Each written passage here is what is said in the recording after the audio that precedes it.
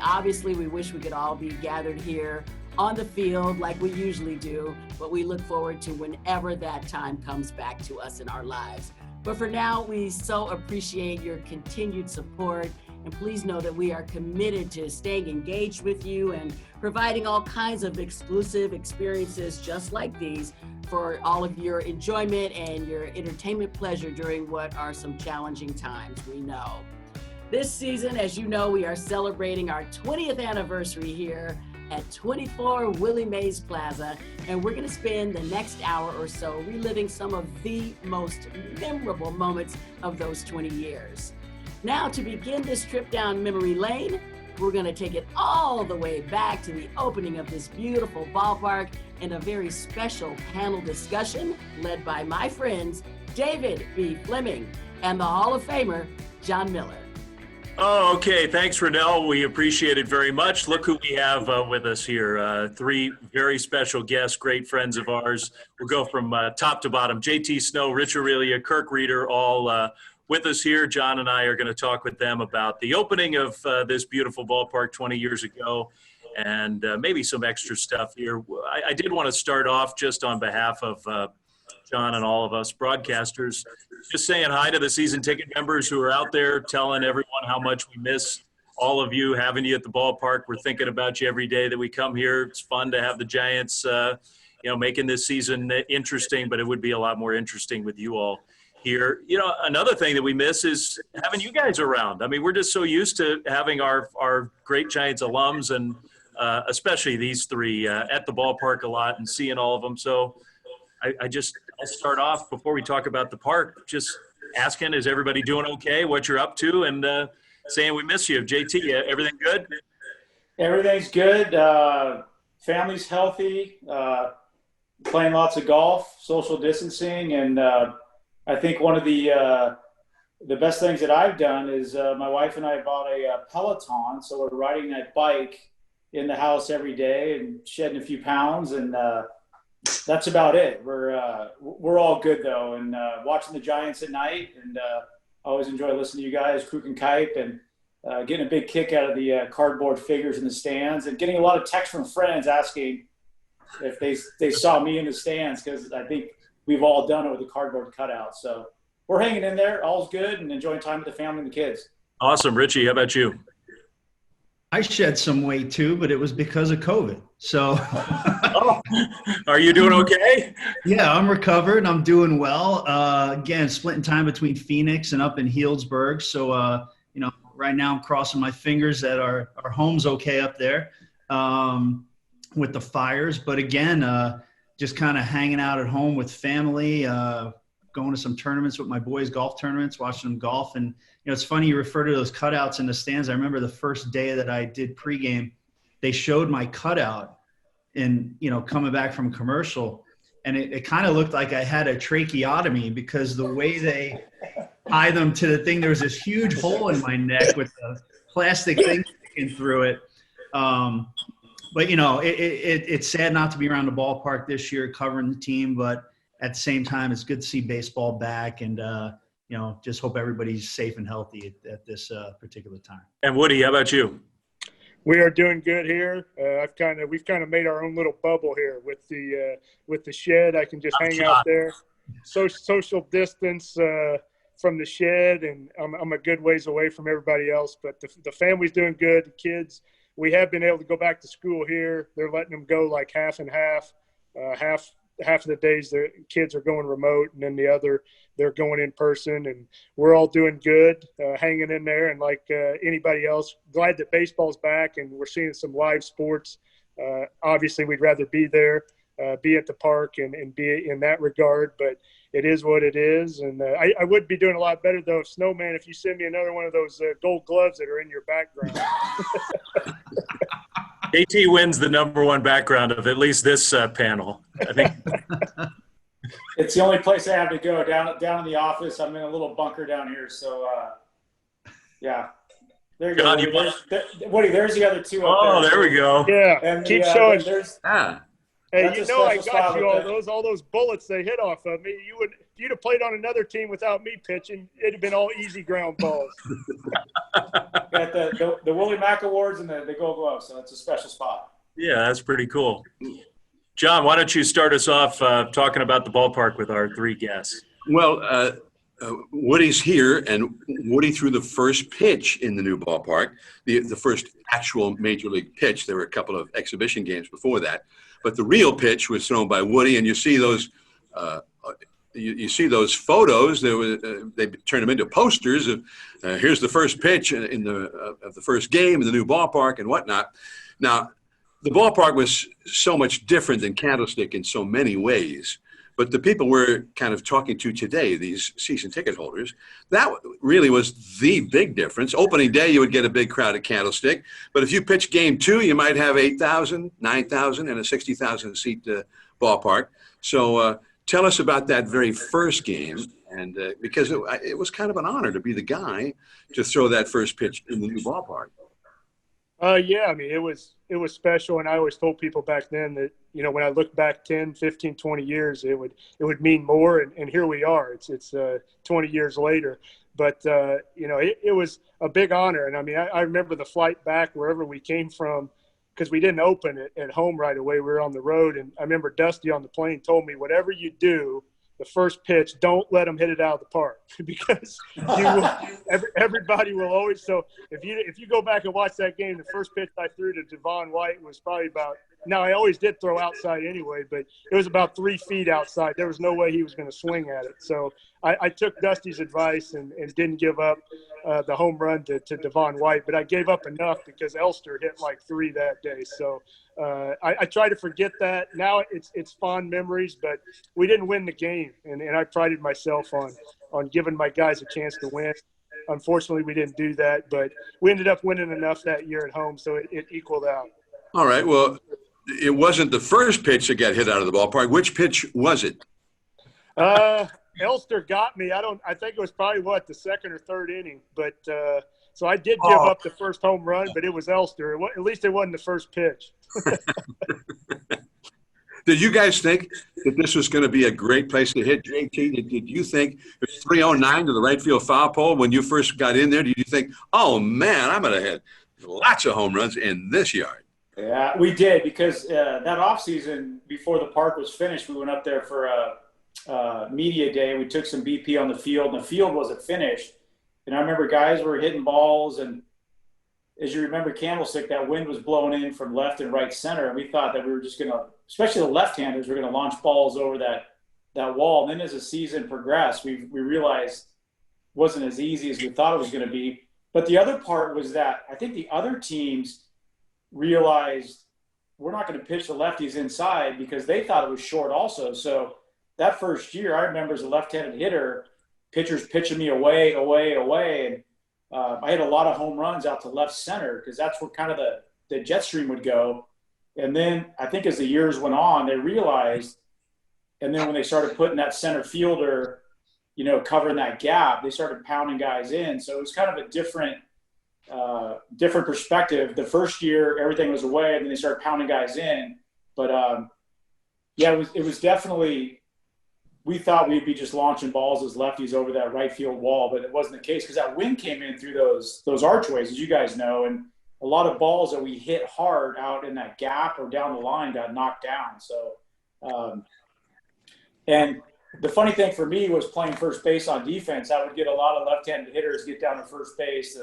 The Todd Heltons, the Larry Walkers, all these guys, and they would just shake their head and say, how do you play here? I can't hit a ball 421 into right center. You know, guys are catching it. So we just had to adapt to the ballpark. But we definitely thought we were going to start launching home runs into the bay. Richie, what about for you? What were your first impressions? Because you like Woody and like JT, you got to see it leading into the season, sort of were following the progress of the construction of it. Then when you finally showed up, what'd you think of it? Well, I remember that day JT was talking about where we went there and took BP on the field, and it had to be like in January or something. It was really early in the year, and I think we all hit there and we were like, oh, all right, this is going to be okay. It'll be a pretty good hitter's yard compared to where we're coming from. But then once we started, I mean, right center was just dead area unless you were one guy on the team. And we know who that guy. But for everybody else, I mean, for a guy like JT and myself, who I think were more gap-to-gap hitters, I mean, if he pulled the ball to right center in the air, I mean, it's probably going to be an out 80% of the time. And if I hit one in the air, it's probably going to be an out 80% of the time. So it almost like it didn't change the way you approached your at-bats, but it did get frustrating at times. For me, I guess the one positive was that jet stream in left center. I think of all the home runs I think I've hit in that ballpark, I guarantee you about 95% of them went over. I think it was a Bud Light sign at the time, just in left center, because that's just where that jet stream was. But, I think we learned to play, or basically what to do at our offense there. I mean, we won with good pitching, good defense. We had a good offense too, but after that first game, I think we lost 7 in a row at home to start. And I think at the end of that year, I think we had the best record in the National League, if I'm not mistaken. But again, it was just getting used to that ballpark and what it offered us compared to where we were coming from. Well, I remember you got swept by the Dodgers right away. And I remember Arizona came in and Randy Johnson was pitching. And Barry had been facing Randy Johnson since college, and he probably had more success against the big unit than any left-handed hitter in the game. And he hit 2 balls that night against the big unit that would have been home runs at Candlestick. They would have been home runs anywhere. But one got caught out near the 421, and then one got caught out to the other side where it's 399 now. It's 404 at that time. To deep left center, where the left field wall and center field wall kind of come together. And Barry was a little frustrated after that first week with all those losses and losing 2 home runs to the big unit right away. You guys remember that? I do. Yeah. And one of the things I remember, John and Dave, was after we started off 0-6, Robbie Thompson was our first base coach at the time. He came walking through the clubhouse, and Robbie's an awesome guy, one of my all-time favorites. Kind of shell-shocked. I remember sitting down next to my locker and said, "We're going to be okay." It was almost like we just got sucker punched and gut punched, because here's all this fanfare and the new ballpark, and we're 0-6 in our new ballpark. And I remember Robbie and Richie and I lockered next to each other, and I remember Robbie just sitting down going, "Hang in there. We're going to be all right. We need to kind of figure out how to play in this ballpark, figure out the jet streams."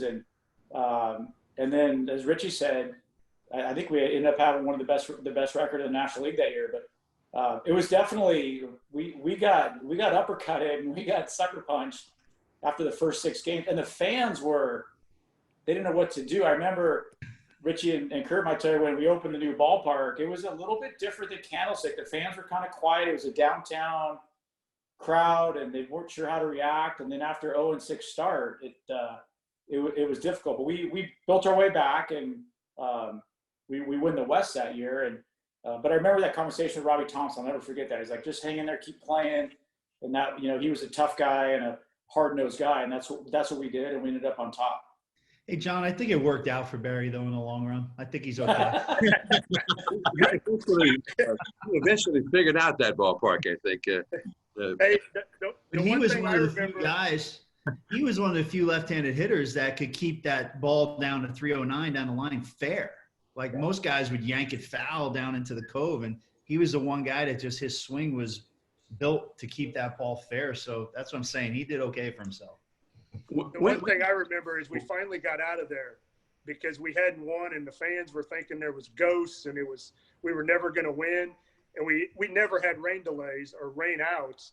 And the last game of a homestand was supposed to be on ESPN, Sunday Night Baseball. President was there, and they didn't want to call it. And they finally had to call it. It was a rain out. We got out of there, got on the road, and it was almost like, okay, now when we came back home, we started winning. But everybody was thinking it was jinxed, and then everybody was praying for a rain out, and we got it, and then we got out of there and came back, and everything was fine. Well, it's funny, you guys, just because I think that is true. Like the vibe was different than at Candlestick.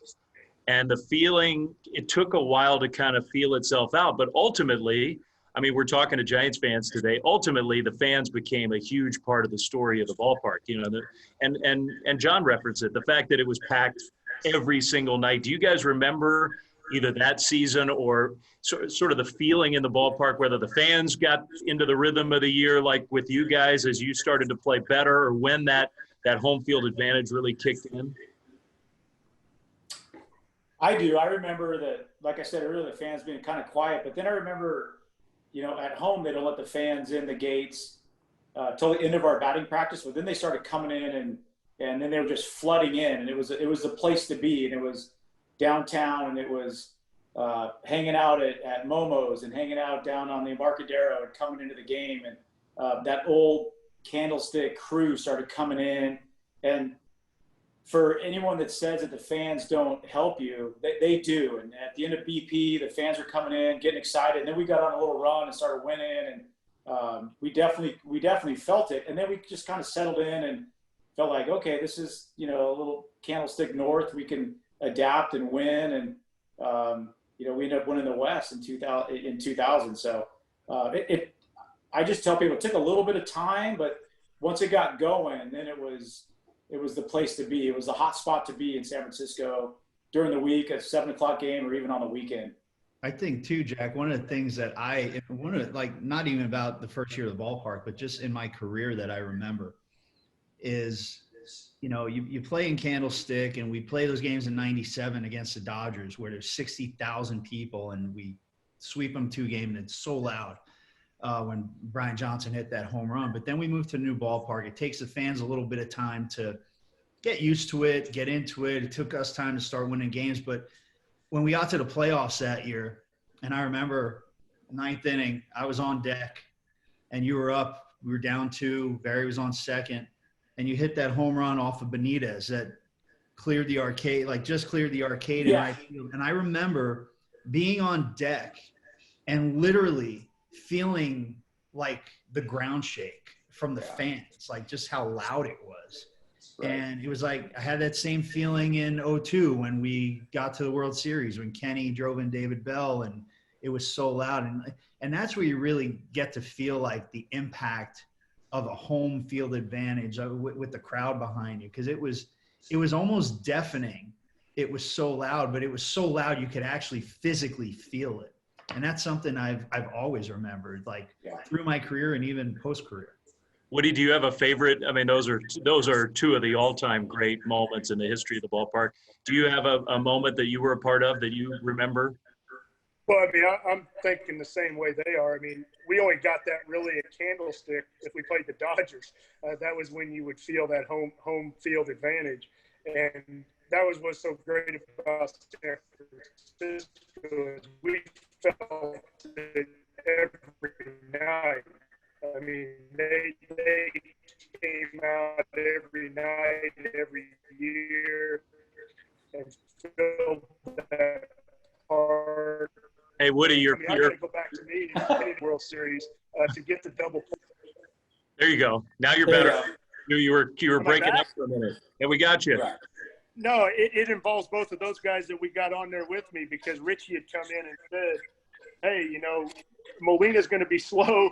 You know, if he's going to try and take you the other way, if JT gets it, you got to cover first. And that's exactly what happened. And the roar that, you know, came after that, and I know I pumped my fist, is something that I'll never forget. Isn't that the game you laced that single to? Oh, yeah, started to rally. Bullet. Friggin' best, and I'm a terrible golfer. That was probably the best golf shot I ever did. That thing checked right back up on Lackey. Went like 8 feet. Hey, don't worry. Lofton hit one that barely went farther than mine, too. So. Well, you guys remember your first home runs? Woody, I'm not talking to you about this, of course, but JT and Richie, you remember your first home runs in the new ballpark? I do. I don't think I remember mine. You know, the reason I do is because since this whole COVID thing with all the replays of games, it's been very interesting because I'm getting a lot of calls and texts, and kids are watching games and friends are watching games. And I think I actually hit a home run against the Dodgers. It was either opening day or around there, and I didn't remember it, but somebody texted me and goes, "Oh, you hit a home run to tie the game or put you down by one." I hit it to right center off somebody, and I didn't remember it, but I went back and looked at it, and they were right. So I do have to say, since this whole COVID thing there's been a lot of the 02, the World Series has been on the MLB Network a lot, and there's nothing more humbling than sitting and watching a game from 18 years ago with your kids, and I get jammed or hit one off the end or strike out looking, and they just look at you and they just start laughing at you, and it kind of brings you back. But yeah, I've enjoyed watching all the old highlights, and it's been pretty interesting. Well, that's kind of what a cool thing, though. I mean, it is true. That's been one of the themes of this whole time is classic games and rewatching games. And for all three of you, your kids were either really young or not even born yet. With some of the greatest moments of your careers. Hopefully, you have had a chance to relive some of those now that they're almost grown up or are grown up. Yeah, you do. I regret that, John, too, because I remember my first home run there because it won me a Rolex. Yeah, I was going to get to that. It wasn't in a real game, but I remember my first home run there. Tell us about it. It was kind of like a game, right? I got Levon bet me that I couldn't hit a home run in our pitchers' games before the normal guys took BP. And I always kidded him, "Oh, no, I just want to hit the screen," because they counted that as a home run. But then once he said he'd get the Rolex, I started trying to swing for the fence, and I got it out in about 2 days. So I still got the Rolex. So I remember my first home run. And he paid up. All right. Oh, yes, he did. Well, I wish we had more time with you guys. It's great to see all three of you. It's so cool to think about 20 years ago opening this park and the role that all three of you played in it. I mean, we wouldn't be where we are today with the Giants franchise without this. So from all of us, thanks for your contributions and for being with us. John, go ahead. And Richie, maybe you can't remember that first home run, but the second year of the new ballpark, you had one of the greatest years with the bat that any shortstop's ever had. You know, maybe one of the top 7 or 8 years of all time, and there have been some pretty good ones. So I'll never forget that. Thank you, John. I remember a lot of those. I don't remember the first one. So really quick, I got to say, I remember stretching with Richie in spring training that year, and Dusty came up to him and said, "I want to bat you," because Richie liked batting down in the order and picking up the extra guys, and they wanted to move him up, I think, to second in front of Barry, and I said, "That'd be awesome. You're going to get awesome pitches." And he's like, "I kind of like hanging out down there." And so he moved up to second, and he hit 37 homers or whatever it was, 39. And every time he came back in the dugout, we just smiled and shook our head. And Barry still takes credit for exactly. Barry says, "I hit 110 that year. Who are you kidding?" Yeah, that was a fun year. It's fun to watch Richie hit those home runs. Awesome. Great to see you guys. Glad you're all three doing well, and we can't wait to see you at the ballpark. Always great. Thanks, guys. Sounds good, guys. All right. Thank you. To all of you. Renel, we'll send it back to you. Thank you. All right, thanks so much, Dave. Well, so many great memories from that first ever season here at 24 Willie Mays Plaza. I will never forget how nervous I was for game one, April 11th, 2000. I was on the field to host the pregame ceremony, surrounded by 40,000 of the Giants faithful. I was a nervous wreck. And then, as the guys alluded to, it was a really rough start that first series. And then I thought perhaps it was me. I thought, well, is this my fault? Am I not doing what I need to do? But then everything, as it does in baseball, it works itself out. And to go to the postseason in our first season here, and my first season as PA announcer was extraordinary, because there are PA announcers throughout the league that rarely even get to the postseason, and there I go in my first season. So that was amazing. All the pomp and circumstance of opening day, I will just never, ever forget it. Now, as we continue our journey through the last 20 years, let's revisit one of the most exciting times not just here at this ballpark, but in all of baseball history. I'm going to turn it over now to the very best in the business, Mike Krukow and Dwayne Kuiper, and they are joined by two forever Giants, Ray Durham, and the home run king himself, number 25, Barry Bonds. Well, thanks, Renel. And as we celebrate 20 years at 24 Willie Mays Plaza, I'm joined with my partner, Mike Krukow, Ray Durham, and Barry Bonds. And part of what we want to talk about is the great years that both of you got, or all the great years that you guys had. But we're specifically going to talk about the home run, the numbers that Barry was chasing over those years. And I guess what we should do is seeing how this is really for our season ticket holders is both get a comment from you guys, and I'll start with you, Ray, is to the energy and the emotions you had when you came to this ballpark and it was filled every night. You know, it was a different experience. You know, I played in Chicago, went to Oakland, but you know, it was always a different energy at the stadium because I mean, you knew coming to the ballpark that it was going to be packed every single day. And as a player, I mean, you find that even when you don't have your best that day, you always found that energy from the fans because you knew, you know, whether you were doing good or doing bad, they always had your back and it was going to be packed and they were going to be screaming every single play, every night.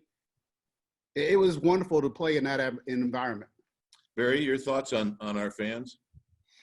Oh man, there's nothing like it. That's why I came. That's what I came home for. You know, I mean, it was crazy. Because when you know, I go way back, and then you take 1993 when I came back, which is great to bring my dad and Willie and Dusty and everybody back, and brought a whole bunch of, you know, people back to the stadium, and with Peter and everyone with the new owners group was fantastic. And then, you know, we won 103 great games and brought that whole thrill back, but we were still stuck at Candlestick. And it seemed like, you know, any time that you had 30 or 40,000 people, it looked like you had 10,000 because the stadium was so large. And then we hit that little down spurt a little bit. We started to kick it back. And then when we got the news that the owner group we were gonna have the new stadium, that was super, super exciting. And then 2000 came, the only thing that I knew in my heart was, you know, the most gratifying thing for me was coming home for sure. But it was to keep that stadium full. It was just being built at a beautiful place in the city where we wanted it, where it was easy convenience for people to get in and out of the stadium with the trolleys, you know, with our transportation system, which is really fantastic.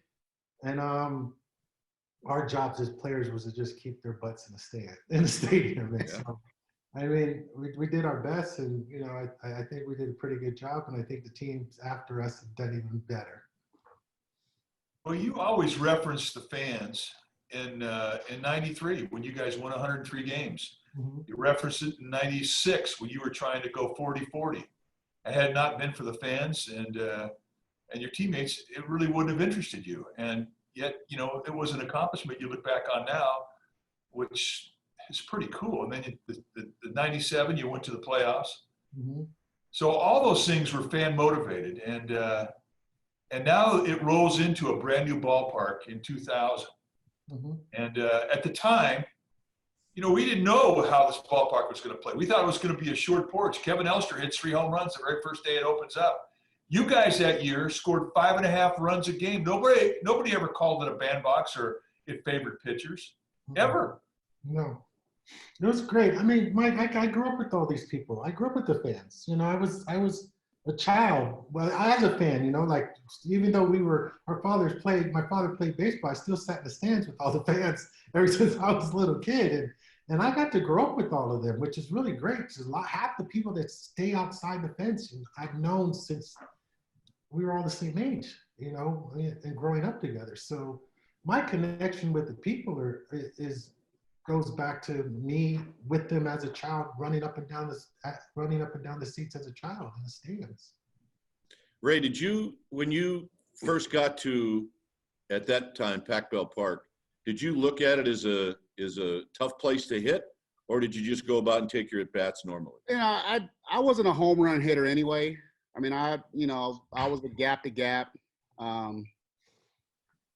But, talking with a lot of people that had played there, they just told me, say, don't hit the ball to the big side of the field in the air because it's not going anywhere. unless you're Barry, that's what the guys would tell me. Only Barry can hit the ball out there and it would go. But, again, I mean, I was a gap to gap guy. I hit the ball in the gaps on the line and, try to hit triples. Barry, Sorry, go ahead. I used to think that Barry, yeah, he's a home run hitter, but now I'm convinced that you tried to hit the ball in the water every time. Me? Yeah. Oh, for sure. I You mean- got to understand something. You take when they built that ballpark, all I could think of was Babe Ruth in Yankee Stadium. Now they have the short right field, and now we have the short right field. And there's a whole kind of similarities with that stadium when it came in. And I knew I had to be the first one to put it in the water. There was no way I was going to allow anyone to hit that ball in the water before me because I kind of scooped it when we built the stadium at first. And we were hitting the balls off the roof with Peter and everyone, and I was like, this is crazy. And then when we went down on the field, it's like the wind kept blowing in. I'm like, this is going to be a little bit harder than I thought. Yeah. And it kind of discouraged me a little bit. And then when I got into the game, I think it was Rodriguez or who was pitching. I think it was Rich Rodriguez, yeah. He was pitching, and he just hung that slider, and I got it. And that was a great feeling because I was never going to allow anyone to hit that ball in the water before me. That was great. Barry, you look back on it now with all the home runs that you hit here. I mean, that even gives you more credibility. I mean, you could say, yeah, I hit that many home runs, and I did it at Pac Ballpark. Well, I played in big ballparks my whole career, so I was accustomed to that. I just knew that it wasn't going to chase the fence. And I told players that even when I was playing in Rays there, I said, don't chase that fence. I tried to hit it through the fence. And Eric Davis would tell you about one time when I was launching balls out of the ballpark during batting practice when I was hitting them in the water and stuff. And I walked out of the cage real pissed, and Eric's like, what the hell are you mad about, man? You just hit like 8 balls in the water. And I'm like, bro, I don't want to hit that ball straight up like that and it goes in the water because now I'm going to be 0 for 4 and that's going to pop up. I got to hit that ball through the fence. Line, yep. This is not a good batting practice day. And then, I don't think I did anything that day. I probably got a couple hits, but I hit a home run. And I remember telling Eric something like, see, I told you. Ruined my whole damn day. There's no points in BP, brother. There's no points in BP. Nope. So I just having 42,000 people every day for the time that I played there, 2000 till 07, at the new ballpark, and 15 years with the team. I tell people that it's the most gratifying and best place to go to work when you can go to work and know that it's sold out. Yeah. And it is, to look back and you really think about it, and it's like, wow. I coached for the Marlins for one season, and I saw 4,000 people, and I can hear people in the upper deck talking, and that's not a good feeling. But to have 42,000 people at a ballpark, at a game, and standing room outside, and then boats galore in the water. I don't know if you can design a better picture than that. I mean, if you were just an artist and just drew a picture and saw it, I don't think you could have a prettier picture than that. Ray, you got here in 2003. I mean, the Giants had gone to the World Series in 2002. Now all of a sudden, you come in and it's 2003. It's your first year. Yeah. Did you feel a little more pressure trying to fit in and find a comfort zone coming to San Francisco because of that? No, not really, because I mean, I knew why they brought me in, and that's to be, the spark plug, get on in front of the big bats that we had. But all I had to do was just come in and do what I had been doing the previous years, and that's get on, steal bases, cause havoc and, get on in front of the big bats. I didn't feel any pressure. I mean, I was just going to do what I did. And that was a good team. That was a very good team. That was a good team. It should have gone a lot further than it did. And, we know what happened in Florida, this and that and the other thing. But that was, and that would have been Felipe's first year, right? Yes. Yeah. And, Felipe did a good job. He really put together a good group of guys, and so did Sabes. So I think we were all really disappointed in 2003 because we were coming off of 2002 where the World Series was a disappointment. But all in all, it was a lot of fun. Barry, let's go to 756. Every time I see that you hit that ball, and I have no idea, but in a lot of ways, it looked to me like when you hit it and you dropped the bat, you were relieved. Yeah. Am I wrong on that? Yeah, no, you're not wrong because what happened was during that day, I took extra batting practice for like 45 minutes. I had Bochy throw to me 45 minutes. Because who was pitching? I can't remember his name, but I can't remember his name, but. Mike Bassick? No. Oh, not 756. I was thinking 755. My fault. But in 755, I had Bochy throw to me for 45 minutes. And everything I wanted to do is go the other way, go the other way, go the other way, go the other way. And I knew I was coming into 756 with a lefty. So I knew how important it was for me to really stay in on that ball, stay in the ball, stay in the ball, stay in the ball. So I just sat up there and swung the bat until I was perfect at 755. And once I found it at 755, I was perfect with Bochy. I knew what I was going to do at 755, and it just set the table up for 756 because lefties is tough, in that situation in our ballpark. It's hard to hit lefties at our ballpark and really try to snatch in the right field. That's really tough. You don't see that too often, lefties pulling that ball straight down the line off left-handed hitters. And I knew that if with it being so magnified and everything so magnified, was my goal to try to put it in the water and end it in the water? Sure, yeah. That's how I started it. That's how I really wanted to end it. But I knew that if I would have put that goose on my shoulder, I would probably not have done it during that series because I would have ended up in a slump pulling off the ball and everything else. So Bochy was a big part of that, throwing to me for 45 minutes in San Diego for 755, and that also helped me stay in there on 756. Mike? Well, I want to talk about number 70. That's Houston. He had such an unbelievable emotional September because of 9/11, 9/11. And we didn't know if we were going to continue to play. And, I'll never forget we were in Houston. Yep. And they had this guy, Harry Spillman, who was the batting coach for the Astros. He was a teammate of mine in San Francisco, and he said, we're not going to pitch to him. He says, and if we do, we got this guy, Wilfredo Rodriguez, I think his name was. He goes, wait till you see this guy. And I said, okay.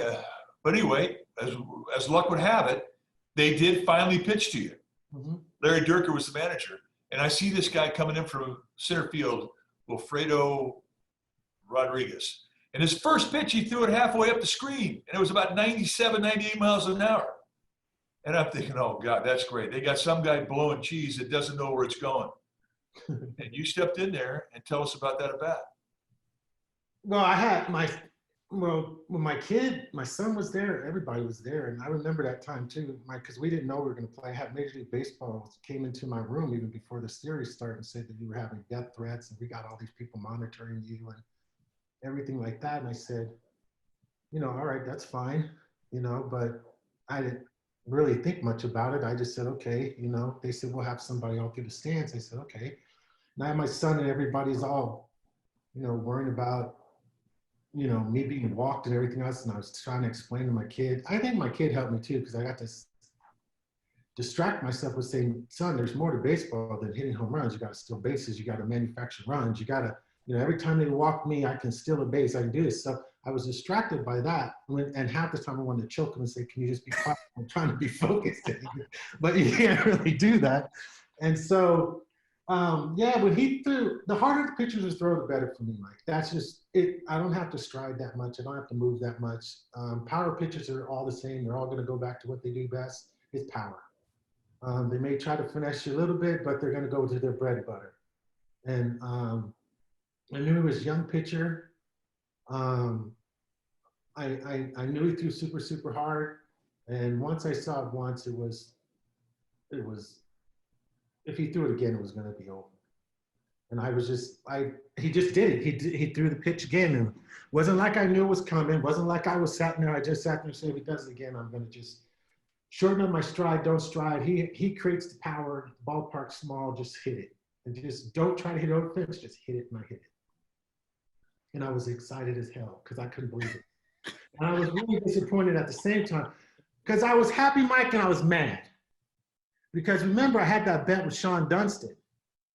And I was pissed because our generation, if you make a bet one-on-one, you can renege on that bet because no one was listening. But if you bet in front of the whole team like that, you got to pay up, right? You can't do anything about it.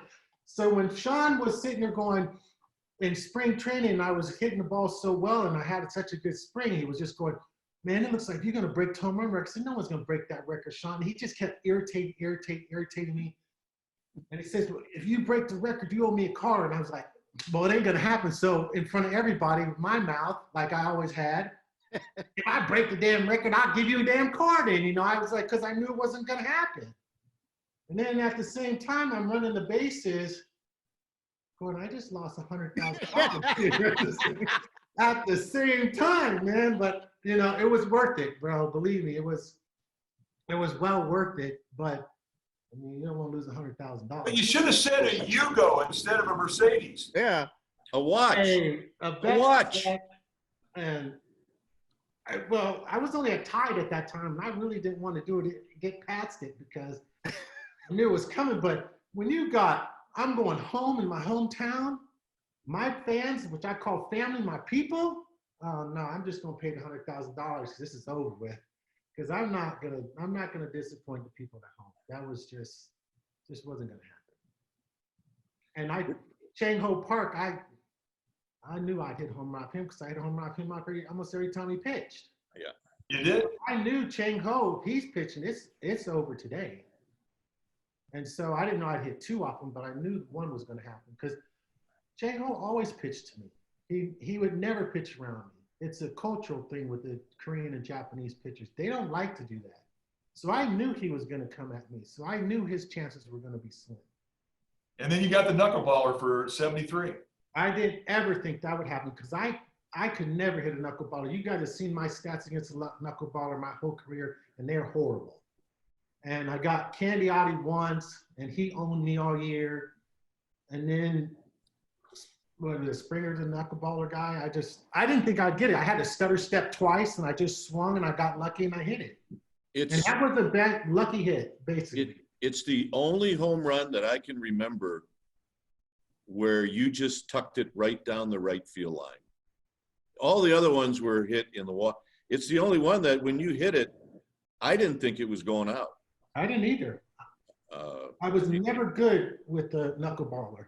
It's just too slow. I can see it too long, and it just doesn't seem like it belonged in the game. It's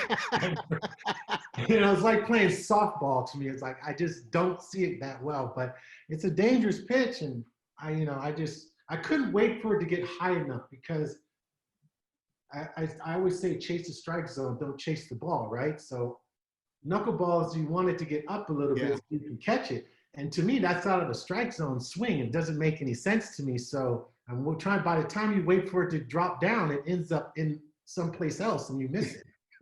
I could never figure that one out. So Ray, I mean, you tell me you're not a home run hitter, but here you were playing with Barry all these years. And then in 2006, you hit 26. That's a home run hitter. Yeah. Everybody in front of me, Mike, had better years. Come on, man. No. Everybody in front of me had good years. Well, yeah. I mean, because they didn't want to get me out. Yeah, they would pitch to me to not pitch to you. Yeah. So shoot. But, no, it was good, man. I saw a lot of pitches that, in the 3-4 hole that I would never see when I was leading off a game. I just didn't see it. But yeah, that was a good year. I mean, I put some good swings on some balls, and they happened to go out. Well, I didn't hit it in the gap. Let's just say that. Ray, you have to understand something about Barry. If you had a good year, he's going to take credit for it. He's already told Mike and I that he made us as broadcasters. If it wasn't for- Did I make your going, gone famous? Yeah, I had a lot of out of here's with you. That's for Yeah, damn, out of here. We can't argue with you. We feel that way too. Hey, they're asking us to wrap this up. So look, Isn't that a team effort? I'm supposed to do one thing, and you do your thing. That's a team thing, right? it is a team thing, exactly. Always a team thing. So anyway, we're going to say thank you to Ray. We're going to say thank you to Barry. The importance of this is you guys made it very clear how important the fans are and how important our season ticket holders are. Very important. To all of us and to this organization. So thank you, gentlemen. Thank you, Thanks Mike. for having me. And we're going to throw it back to Renel. Thanks, guys. All right, thank you. Take care. See you. Thank you so much, Dwayne. Oh my goodness, that single season home run record. I mean, I still pinch myself that I was able to see it from the PA booth and be on the mic for so many of his dramatic at-bats. And I've been able to visit with Barry a lot, over the years. And he told me that he would plan his most dramatic at-bats for them to happen here at home. And how fortunate were we to be able to witness all of that. The other thing that I'll never forget is our great fans. Every time Barry came to the plate, well, in this season in particular, but this season in particular, I don't think you could even hear me intro him on the PA because the crowd noise was so loud. And I remember all the cameras and the phones and, all the lights going off at every at-bat so they could capture that moment. But you all played a big part, our wonderful fans and season ticket members in that memorable season. And we thrive off of your energy, so we know the guys do too, and I know that Barry did that season as well. All right, now for our final stop on this journey through the last 20 years, I want to bring back Dave and John and Kruk and Kite for one last very special conversation. We got to talk about that amazing run that we all experienced with this team from 2010 to 2014. Of course, those amazing World Series memories. Guys, take it away. All right, Renel, thanks very much. What a cool group of people we have with us here for this one. We're going to talk Giants World Series years with, I got to start with the manager. How great is it to see Bruce Bochy? Boch, how you doing? I'm doing well. It's good to see you, Clem. How's things? Things are great. Travis Ishikawa. Travis from Arizona. How's it going, guys? How's it going? Everybody good? Yep. All good. Great. Good. Brian Wilson in his man cave in Venice Beach. Willie. How are you doing, the Stanford Cardinal? It's good to see you. It's great to see you. Javier López from Atlanta, Georgia. Is that where you are? Yeah, rocking my boat shirt for everyone one more time. Oh, nasty. Everybody see it? Yeah, big day. And last but definitely not least, up in the mountains, Cody Ross. Hi, Cody. Glenn, how you doing, buddy? Great. We're going to talk Giants baseball for a half hour. We got our Giants season ticket members with us whom we miss greatly.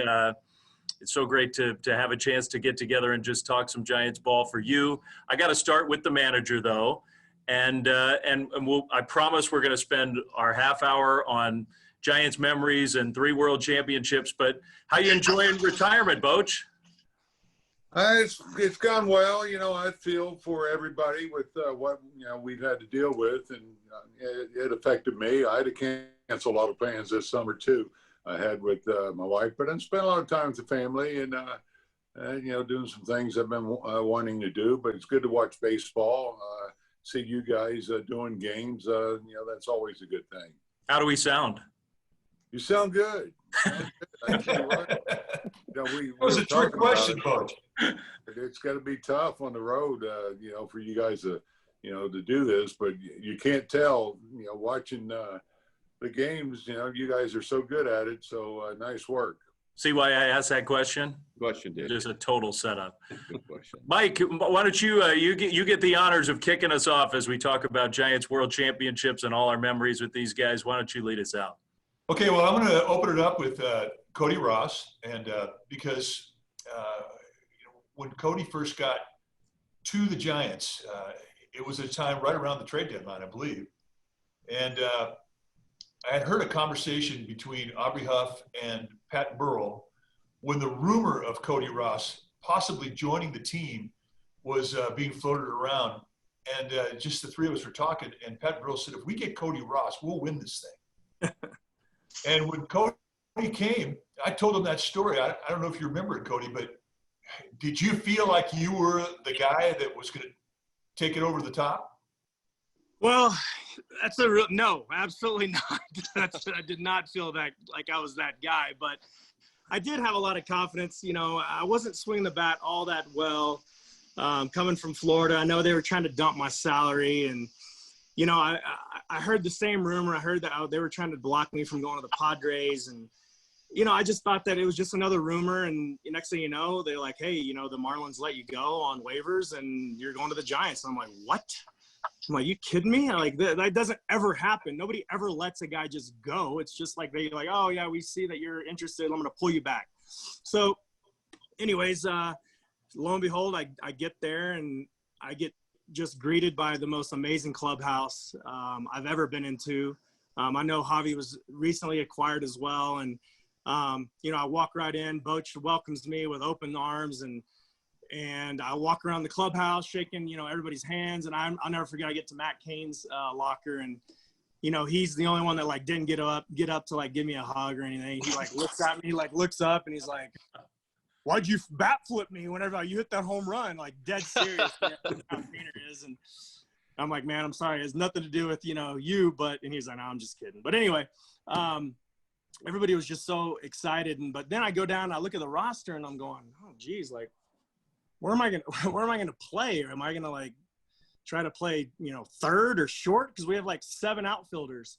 And, and to Bochy's credit, I tell everybody this, Bochy's was so good about getting guys in when they were going to succeed at the highest that they possibly could. And, he fit me in when he felt like I was going to succeed, and I did. And, we had a few things happen, as everybody knows, with, when Guillen, left the team, and then, I got hot at the right time, and, the rest is history. But, that was incredible. I'll never forget that in my entire life.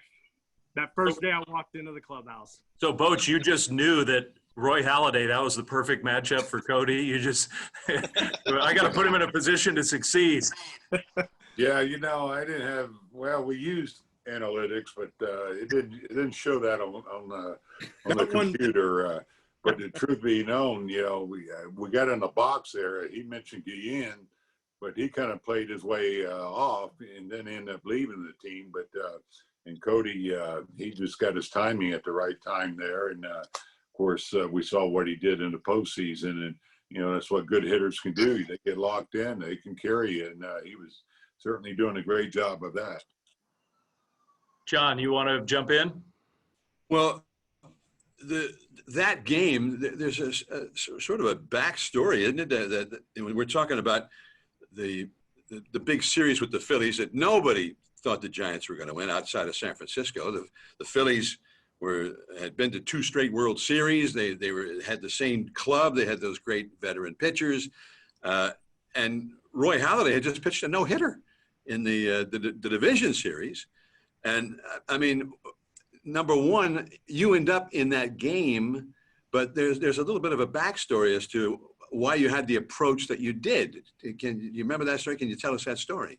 Yeah. So we had faced him that year, and he threw a perfect game against us when I was with Miami. And I mean, we'd faced him a couple of more times that year, and he had basically gave up a hit or two. And then obviously the years before he was dominating. And so, you know, everyone's like, oh, you got to try to hit the ball the other way. You got to try to, you know, stay on the ground and hit it up the middle. And, you know, and I'm like 0 for, I don't know, my life against them. And I'm like, I don't know what to do. So finally I'm just like, you know what, screw it. I've never just tried to hit a homer. I don't know why I went away from that approach. It's what I did my whole life, try to hit home runs. So like, why change against the best pitcher in the league? So I was like, you know what, forget it. I'm just going to go out and try to hit a home run. And lo and behold, boom, first one. I'm like, oh geez. And you know, I'm just as surprised as everybody in the crowd. And second time comes up, another one. I'm like, oh man. And so it just worked. I should have never got away from my approach. And, you know, maybe I would have had more success against him. Whose dog is barking, by the way? Mine? Jeez. This is Get over here. Jeez. Get over. The life of Zoom. Yeah, it's perfect. Javi, do you remember showing up for the first time in the Giants clubhouse? I do, because it was a Sunday night baseball game. Pat had hit a walk-off, I think, against Broxton. Might have been the night before, Saturday, maybe Friday. I don't remember what it was. But I remember flying in from St. Louis and thinking I had to rush to the park. And I realized that I'm now on West Coast time, and I had all day to rest at the hotel. And I was up at the Marriott, so I was just walking down the couple blocks and you're there. But I showed up that day, and the same kind of thing with Cody. Like, you're just showing up, you're excited. All of a sudden you're in a rivalry game. Don't know what I'm getting into. And I thankfully Bochy threw me right into the game. I got to pitch, but it was quite an experience to see that Dodger Giant rivalry for the first time up close and personal. It was pretty fun, and thankfully the Giants won. I mean, that was good that we won the game, but yeah, that was pretty much a whirlwind experience, because I was on a floundering, to be nice, team in Pittsburgh, so it was nice to get out of there on a team that actually had a chance to win on a nightly basis. Hey. Yeah, I want to ask Brian Wilson, you know, that was a great bunch in the bullpen, and there were so many different personalities. I'm wondering if the acquisition of Javier López was helpful, because he got people up, but he was also the adult in the room, wasn't he? Yes, he is an absolute adult, but don't sleep on his humor. He's hilarious. He did fit in, didn't he?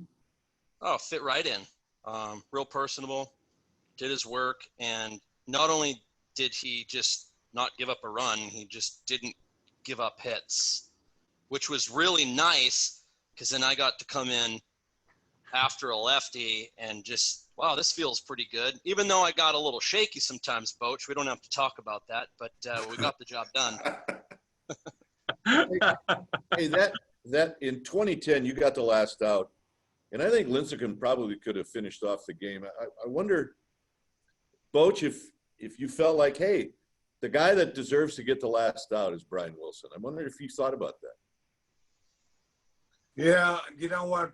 Probably it was more that, you know, I said, Timmy, you know, that's far enough for him. And my confidence in Willie, I think, had probably a little bit more to do with it. But, you know, looking at what he did for us this year, yeah, I thought he would be the perfect guy to get the last out in World Series. And actually, I did it the game before, too, with Bumgarner. And so, you know, he was just so good. And he did make it scary sometimes, including that last game in Philly, as you well know.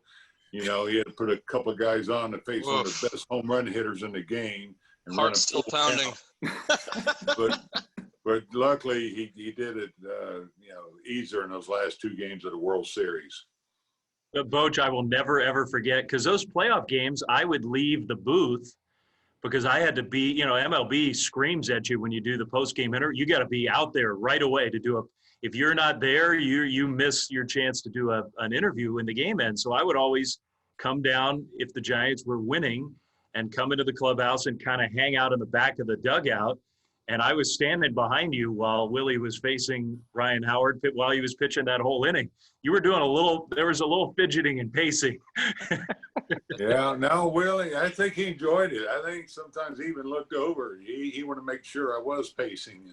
And he said, okay, I'll end the torture here. But, you know, he had a knack of doing that for you. But, you know, you look back at that bullpen. That was one of the best bullpens you could put together. I mean, just they complemented each other so well. Affelt and Javi as their two lefties, but you know, the closer is the guy that really enables you to set it up, and that's what Willie allowed us to do. And if you could look back, I used him multiple innings. I think he threw one game in Colorado. I probably could have started him. He needed about 4 days off, but you know, that's luxury that a closer like that gives you when he can go multiple innings if needed. Ish, isn't it interesting when we think about all these great teams and players and championships? I mean, the Giants won 3 World Series in 5 years, and yet there are so many different players who played big parts. I mean, to me, one of the signatures of that era of Giants baseball is it wasn't one star, one big superstar player who was leading the way. It was such a group effort, and the teams changed. Sometimes players came and went, but that spirit to me kind of hung on through all those championship years. Absolutely. And Boch, I mean, I thought when I made the club in 2010 out of camp, I thought I was the key piece that was bringing us the World Series title. I mean, but, Cody obviously had a big part, Javi coming over too. But no, Flem, you're right. I mean, all 3 championship teams, you look, and there were contributions from all 25 guys on the roster at some point throughout the season, and even guys that didn't even, that weren't even on the roster. And, I think that just shows you what kind of group that was led by Boch, that guys were able to buy into, team first and whatever their role was, to being the best they could be at it. And I know that for me, that was in 2010 was my first year ever, not really ever playing, and being able to, solidify myself as a pinch hitter off the bench and being a defensive replacement.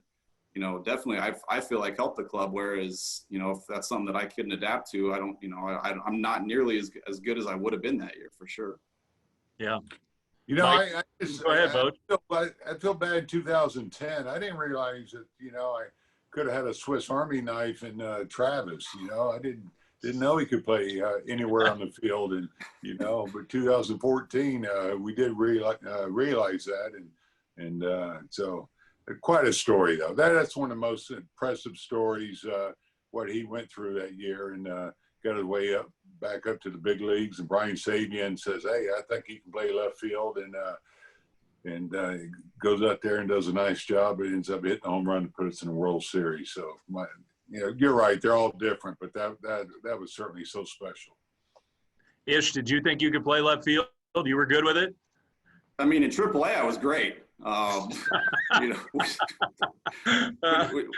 The great thing is that year I was working with Roberto every day. Once I got called up, once September hit and we called up a bunch of guys from Fresno, I stopped going out there and work because I figured, hey, if we need a guy out there, there's plenty of guys that came up from Fresno to do the job. And we were in the second to last day of our road trip in Arizona before the season ended. And Roberto's like, "Hey, have you been working the outfield?"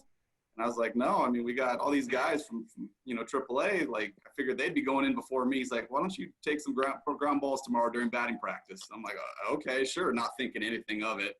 And so I go out, it was a getaway day, but we were on the field for BP. So I was out there working with Roberto and doing our routine that we had done earlier. And all of a sudden the next day in San Francisco, I come in and, the lineup was on the monitor now, right? And so it's rotating every couple seconds. It changes screens, and I see Belts playing first. So I'm like, all right, I'm getting ready to come off the bench today and help the club where I'm needed. And Susak comes up. He's like, "Yes, congrats, man. You're in the lineup." I'm like, "What are you talking about? Belts playing first." He's like, No, you're playing the outfield." Like, "Dude, that's not funny. You're lying." And so I got to go back and check the lineup. Well, it had just changed, right when I walked up to it. So I missed it. So now I got to wait like 2 minutes for the lineup to come back into rotation. And that's how I found out, because Bochy hadn't gotten a chance to talk to me yet. And I looked down and there I am, left field. And I think right there is when my heart dropped and the butterflies didn't stop until the end of October. No kidding. What a cool story. Mike, you want to jump in? Willie, I got to talk to you about the pitch, because everybody envisions throwing the pitch that ends the season. And you were that guy in 2010 in Texas for a city that had never won a championship. And when you struck out Nelson Cruz, tell us about that moment, what it meant to you. Oof. Well, the moment leading up to it was there's usually just like maybe a 5-10 second lag time between the starter, finishing the inning, and then Rags calling down and calling Gardner and saying, "Hey, Willie, you got it." And that 10 seconds turned into a minute, 2 minutes. I was like, so I'm not going to go out there. So I had to prepare myself. How hard am I going to run out there in order to celebrate when Lincecum goes 9? Then the phone rings. Then the heart rate just went through the roof. It was going so fast that it felt like it flatlined. So when I run out there, it's so surreal. It felt like slow motion. I went 1-2. I think it was Josh Hamilton and Vlad Guerrero. And then Nelson Cruz comes up. Of course, I had to get cute and run a full count. And I had the opportunity to take a pause and look in the dugout, and everyone's just kind of looking off into the game at their own individual spot. And I just thought to myself, wow, like I'm in the World Series right now with the potential of striking somebody out and ending the season. I'm not even going to focus on what to throw right now. Buster, just call something. Okay, cutter, that looks good. Lift your leg, separate the arms, follow through, and hopefully the glory comes. And I threw it, and when I threw it, I was like, oh, that's definitely a ball. And he swung. I'm like, that's definitely a homer. And it looked like it went through his bat, and then it cut up, and he struck out. I don't think I could have enjoyed the moment any more than I did, because it was so surreal and crazy to even think that came to fruition when we started talking about, hey, we're going to put a club together here in spring training and we might give it a run. And then we were there. I don't think I've ever heard you break that last at bat down. That was really cool. Javi, did you ever? You go ahead. I was going to say that's Wheeze to a T, especially in the bullpen. Don't let him fool you. That's what he would say. Maybe some more choice language, but he'd be like, all right, here we go. Cutter. All right. Execute. Don't hang it. And then that would be his thought process. And he would say it to everybody in the bullpen. You're like, nah, you're kidding. But there you go. You hear it. It's live.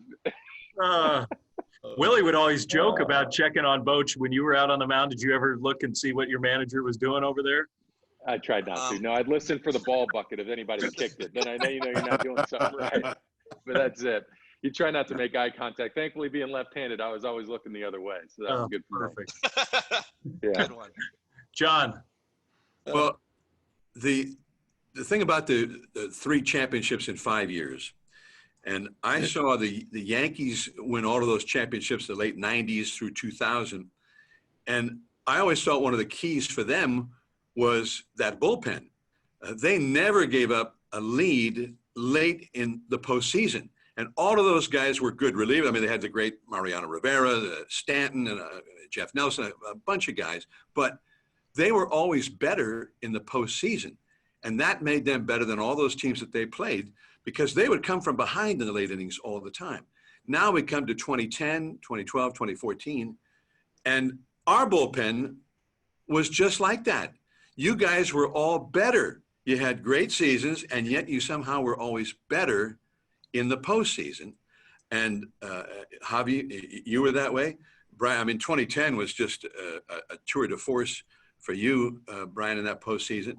And Romo, also Casilla and Affeldt, all better in the postseason. Do you have an explanation for that? Do you have a theory? How were you guys better in those big games? As good as you were, how were you better in the biggest games under the brightest lights? Well, it's much like the games nowadays, John. The starters are terrible. They get tight booties. They need to get out of the game. That's the bottom line. Things get hard. They get out. Analytics tell you bring in the bullpen guys. I mean, I think we just pieced together really well. Bochy touched on it. It was just, we melded together really well, and we gave you a different look, which I think if you look at today's bullpens, everyone's blowing 95 and up. But there's very few teams that have different looks that they can give you. And I think that's one thing that we took to our advantage. I mean, besides Casilla and Wilson, nobody else was throwing upper 90s. I'm flipping in there. 88's a good day for me. And Affeldt's doing his thing, throwing split. What lefty throws split fingers? Nobody, except for Affeldt. Go figure. So, Ramon Ramirez had a good year too. It's just like we just pieced together. We ham and egg really well, and I think we had full trust and confidence in each other to get. If God forbid we left somebody on base, that the next guy was going to get him out and get us out of that situation. And I think the starters believed in us as well to be able to do that. And I think we just kind of fed off of that, and it helped in the 2 months that I was there. Every game seemed to be a nail biter, seemed to be 3-2 almost every single game. So we had some practice. Willie, you agree with that? Absolutely. But it starts with Bochy because he assigned roles. And what I've seen in championship teams is guys in the bullpen have their role. Whether it be come in for the lefty, get the pinch hitter out, finish the inning, start off getting the first 2 outs. We all had a specific role that we were ready to fill. And like Javi said, to touch on that, if we couldn't get it done, it wasn't to hang your head. It was we had full confidence in the guy after being able to do that job. And also, like you said, we played one-run ball games all the time. And for the most part, we had such a good staff led by Rags and Gardy giving us scouting reports. We had our video. I didn't watch much video because I didn't really know what was going on. But a lot of the guys watched video. They knew what to throw in tight situations, and we executed. We didn't outstuff them. We out-executed. And that's because we were such a tight-knit group. And I love the fact that we didn't have a bullpen. We got to be in the dugout high-fiving when we scored runs. That kept it lax. It kept it nice and not just like the bullpens just out in left field, outcasted, bunch of idiots out there fooling around and then come in and ruin the game. That's one way to put it. That is interesting. Kipe, you want to jump in? No, I just want to say, I think to all of you guys, how you became part of the community, the fabric of San Francisco. And I think you guys know that our fans will not forget you guys. They won't. And we miss you. I wish we could see you on an everyday basis. Javi, we miss you because we don't get to do games because of what's going on. But all in all, you're just appreciated. You really are, by all of us. Well, it's one of the worst parts about, we miss our fans dearly, but we miss having our Giants players around. We don't even get to talk to the current players the way it is, but you guys, we're used to seeing you guys at the ballpark, and it's one of the worst parts about this season. We can't wait to get you back. We probably have I'm thinking we have 5 minutes left, something like that. So I thought maybe it would be fun to just ask everybody. Maybe we'll start with you, Cody.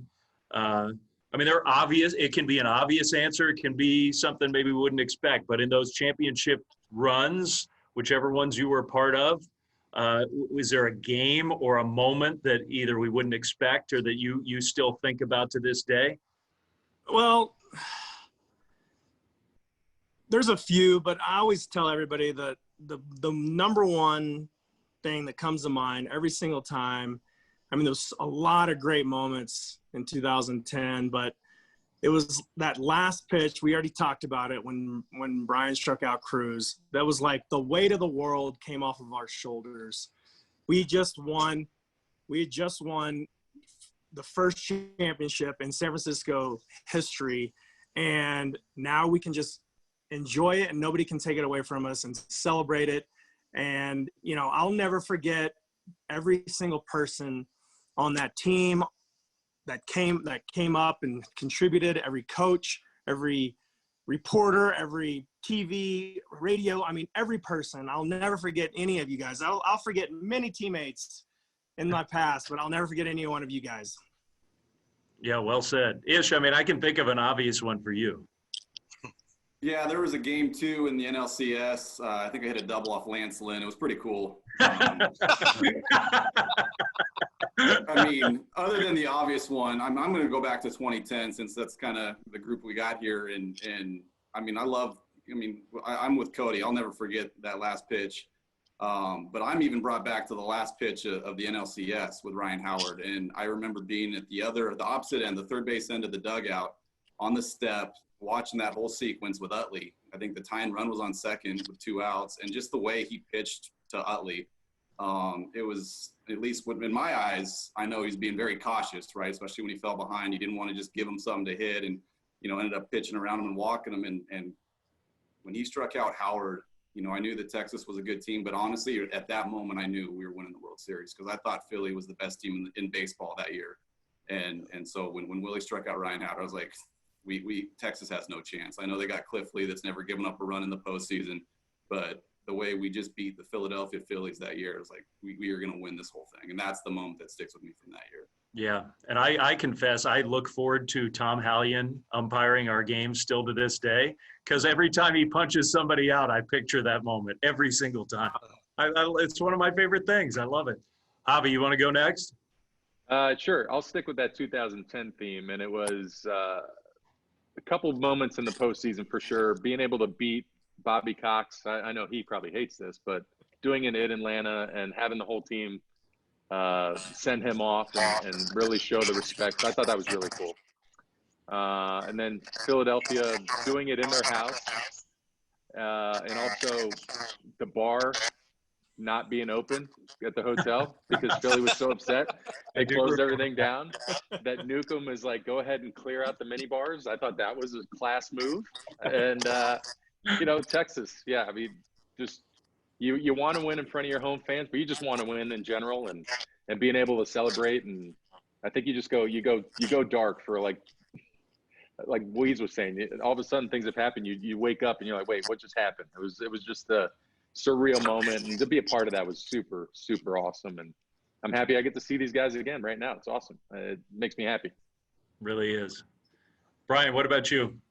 I can't sum it up to one moment. I mean, we're playing the Padres the last game of the season, and Buster hits that extra cushion home run that just gave me more confidence. And to win the division the way we did, and for San Diego to do what they did, and they had a perennial closer on their team, and their offense was scrappy. And then we go into Atlanta, and the moment that I'm thinking of is Freddie Sanchez's 0-2, and Craig Kimbrell is the closer because Billy Wagner tore an oblique. That might have been a different series if Billy Wagner's still pitching. But they had this young stud, Craig Kimbrell, who's an amazing closer still, and he throws him a curveball instead of a fastball. Dude throws 100. He threw him a curveball. Freddie was on it, hits it up the middle, and there had been a kid who was looking at me doing this while I'm in the bullpen, like, you're gonna lose. And it's a hit, an error, a hit. We score a couple runs, and then all of a sudden I'm in the game going, whoa, this is crazy. It got a little shaky. I think I had Melky Cabrera threw a cutter away, but we had Wanaribe positioned right on the line. He threw a ball to first base. It looked like it was going to go over his head, catches it, and oh my God, we're going to do this. And that was just the first round. We had to do that 2 times. Oh, that's a good one. I remember that game because I was on first when Freddie hit that ball. I'd walked. And I remember getting to first base, being the tying run in the 9th, and I'm like waiting for Bochy to send anybody out to pinch run for me. And I'm like, I'm looking through who we got on the bench. I'm like, Eli Whiteside. I think Pablo was on the bench. I'm like, I think I'm our best option right now. So I was more afraid on the first base than I was ever in the box. So I was just making sure I tried not to fall running around the bases. Boch, how about you? You get the first word. You get to kind of wrap us up.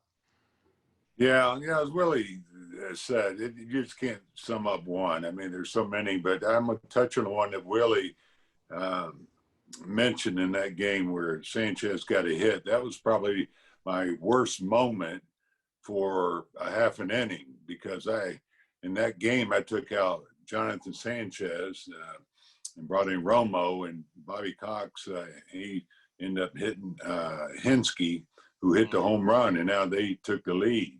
And if you remember, that was the best out of 5.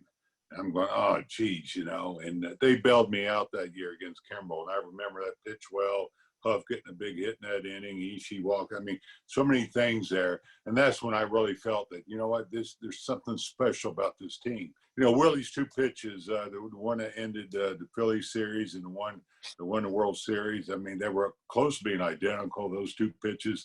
Romo's fastball down the middle to Cabrera, even though we had a 3-0 lead.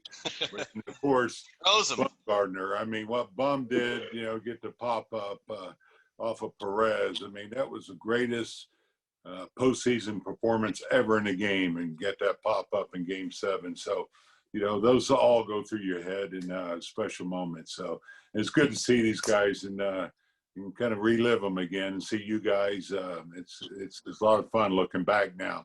And people ask you, was that fun? Was that fun? It's fun's not the word to describe it really. It's intense, exciting, I guess. But there's that pressure too. And but it's a ride like you'll never forget. And the celebrations you'll never forget. And so great times with these guys. Well, the four of us will never forget it, that's for sure. And it is so great to see all of you guys, and I'm glad you're doing well. Mike, John, Dwayne, you want to say bye before we wrap it up? I'm just going to say goodbye. Thanks, you guys, for all those memories. Thank you. Seriously. Yeah, we love seeing you. Stay safe. Good luck tonight, guys. Good luck. Yeah, go get them. Back here. Go get 'em. Yeah. Those Dodgers. Awesome. See ya. See you guys. See you later. Thank you so much, guys. Now, there's been no shortage of memorable moments here at this beautiful ballpark, and I feel so fortunate to have been able to witness so many amazing moments. And another member of our team that's been on this journey with us is my friend, mi hermano, our giant Spanish language broadcaster, Mr. Senor Erwin Higueros. Renel, how are you? This is amazing. It's great. I cannot believe that it's been 20 years at 24 Willie Mays Plaza. I just can't believe it. I really can't either. And when you think about everything that we've been able to be a part of, it's just extraordinary. And we've already heard a lot of great stories. So I'm interested to hear about some of your fondest memories of our 20 years here at Oracle Park. Well, I mean, it's probably the same ones, right? I mean, you cannot forget the poor World Series, 2002, right? It was difficult. We lost that series, but then, we made up on 2010, 2012, 2014. I mean, it was just amazing, especially the electricity from the fans. I just cannot find the correct words to express how that not only inspires the players, but us as announcers, right? I mean, when a home run is hit, I don't have to do anything. I just let the fans carry me, right? I mean, the home run chase, Barry Bonds, I was so fortunate to call most of those home runs, 756, right? Matt Cain's perfect game. Yeah. Jonathan Sanchez no-hitter. I mean, we can go on and on, but I mean, it's unbelievable. And I can only imagine how many more memories we're going to have. Oh, I know. Just think of it. Just thinking about it gives me all goosebumps and gets me all excited.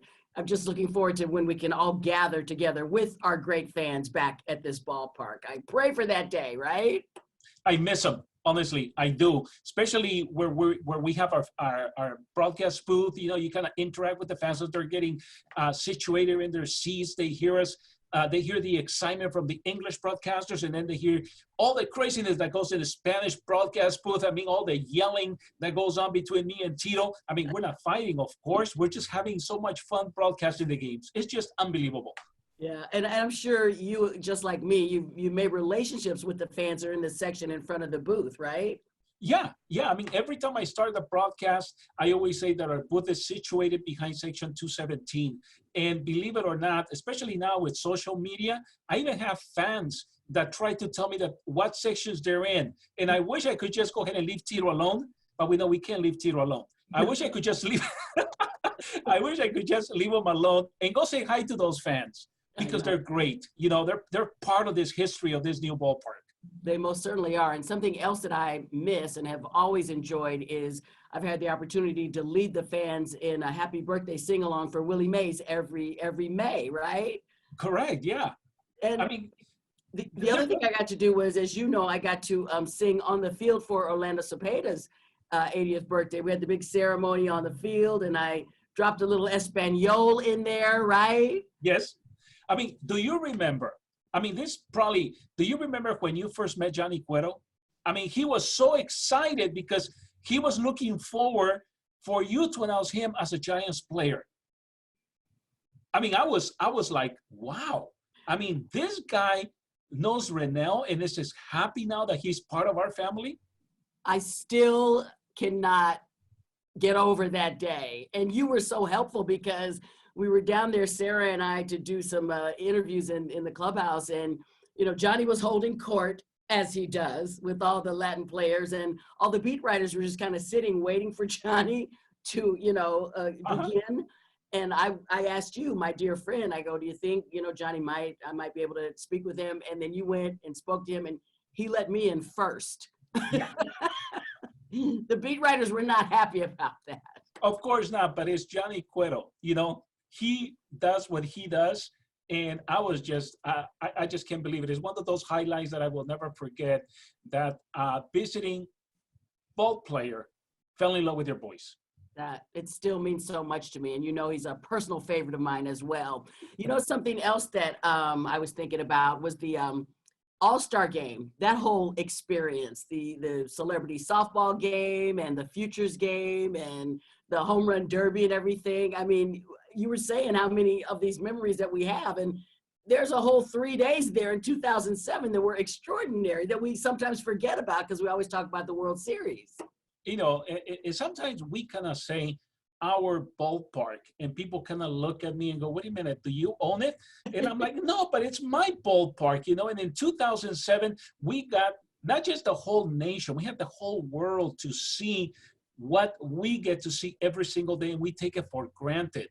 Right? I mean, I have visitors coming to the booth and I go, you know, my view is not that great. And they go, what do you mean that is not great? Of course, I'm just joking, but I mean, you have the, you know, the bay, and you see all the boats in the bay. I mean, it's just amazing.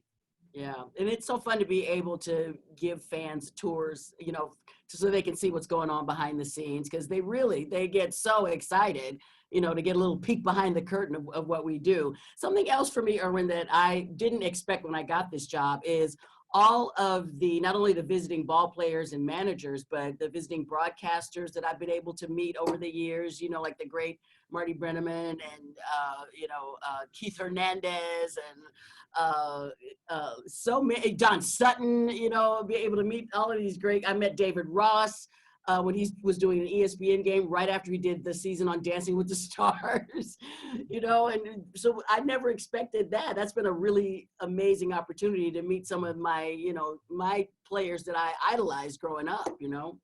Well, the same thing with me. I mean, you know, having Tito Fuentes in the broadcast booth. I mean, these former players that play with Tito or play against Tito, they just walk in the booth like nothing. And then they're having a conversation. Like, for example, when Candy Maldonado came over one year, he started talking to Tito, and I did not say a word. And Tito goes, what, you're not going to say anything? I go, no, I'm just listening. I'm just enjoying your conversation with your reminiscing of your playing days and everything. I mean, it's just amazing of all the visiting broadcasters that come into the booth, and you get to meet all of them, and you see him you hear him on the radio, you see him on TV, and then when you get to meet him in person, you go, oh my God, this guy is better in person from what he sounds on the radio. Yeah, it's been so exciting. And, you know, Lou Brock was here one year, and he sat in the booth with me for like 3 innings. He didn't want to leave because they were trying to take him to the other suites where he was going to be doing his celebrity duties for the day. And I'm going to sit here with Lou Brock for 3 innings. And the 2002 World Series, Joe Morgan came in and sat with me for like 3 innings. And I was a nervous wreck. And now here he comes. So now I'm more nervous, right? I sat with you in your booth during the WBC. That was my first time that I got to work with you. It was just an incredible experience. I mean, you were saying the names in English, and I was announcing the Dominican and the Puerto Rican players. That was awesome. I'll never forget that. That was a challenging time for us, but we got through it. And I'm glad I got to get through it with you. That was awesome, the World Baseball Classic. Well, Erwin, it's good to see you on Zoom. I miss being able to see you and have our hugs in press dining and everything. But thank you for walking down memory lane with me. This was so much fun. No, thank you. And hopefully we'll get over through this. And, you know, I miss the fans, just like you miss them, just like the players miss them. So hopefully next year we'll go back to normal. Thank you. That's my prayer. Thank you, Erwin. I'll see you in the hallway from a distance. Yes, we'll see you. Okay. Erwin Higueros, everybody. Mi hermano. Thank you so much. Thank you. Bye-bye. Bye, Erwin. Well, throughout our program today, we've been joined by a number of our favorite Giants alumni as we look back on the last extraordinary 20 years. But we could not end today's program without hearing from our current team as we look forward to the next 20 years here at Oracle Park. It's always been my dream to play in San Francisco, being a fan when I was a little kid. I've just always appreciated as a player now how much support and love that we've gotten from our fans over the years. San Francisco has one of the best fan base in all sports. It means a lot knowing the support that you have from fans. High fly ball to left. It is out of here! I remember myself as a fan, I was always hard on the team, but now being as a player, you want to perform for them, and by them accepting you as one of the family, it's really special and unique. I think we notice as a team how important it is to have fans, especially our season ticket holders, in the ballpark. The season ticket holders are a big part of the group that we call our home fans, and we miss them. I feed off the crowd, I feed off of Oracle Park, I feed off the fans, and not having them, you don't take things for granted. This year's a lot different, not having fans in the seats, but instead having their cardboard cutouts. We definitely still feel support from the fans. We know that they still care about us, they're still watching us, and we really appreciate that. It is out of here! Even though we're not able to see you in person at Oracle Park, we can still always feel your energy. Thank you, season ticket members, for your continued dedication and support to the team. Thank you again for your dedication to our team. We're looking forward to seeing you when it's safe to return to Oracle Park. And look forward to 2021 when we can do this all together.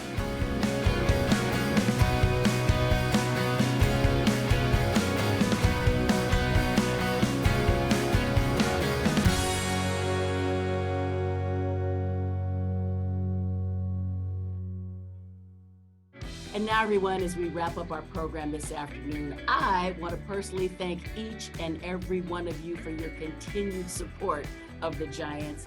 And as we look back at all of these memories today, it is clear to me that the one constant through all of them was you, the greatest fans in all of Major League Baseball. So on behalf of all of us, we cannot wait until we can see all of you again here at the ballpark in person. I mean, the cutouts are fantastic, and thank all of you for purchasing the cutouts. They're wonderful, they're nice and everything, but nothing, and I mean absolutely nothing, can replace you all, your energy, your passion, and the love that you all bring to this ballpark for each and every game. We miss you so much. For our final panel this afternoon, I will now turn it over to our client relations team for a special toast. Wait, how do I get in on the toast? Where's my glass? Cheers, everybody. Thank you, Renel, and thank you so much for being our MC through this unbelievable journey through the last 20 years at 24 Willie Mays Plaza. I think we can all agree that it was a lot of fun today. And on behalf of our entire season ticket member client relations team, Cindy, Margot, Greg Marinek, Greg Collier, and of course, myself, we just want to take a moment to thank all of you season ticket members for being with us, not only today, but truly throughout these last few months. Your check-ins and all of your love have really meant the world to us. Lindsay? Thanks, Amanda. And to echo her sentiment, we wanted to thank our season suite holders and premium seating clients for the best 20 years at 24 Willie Mays Plaza. On behalf of Tara, Brittany, and myself, we really appreciate you being the best clients in baseball. And to that, let's everyone raise a glass and cheers to the next 20 years at Oracle Park. Go Giants! Go Giants! Go Giants! Thank you! Thank you for coming today. We love you! Thanks, everybody! Cheers!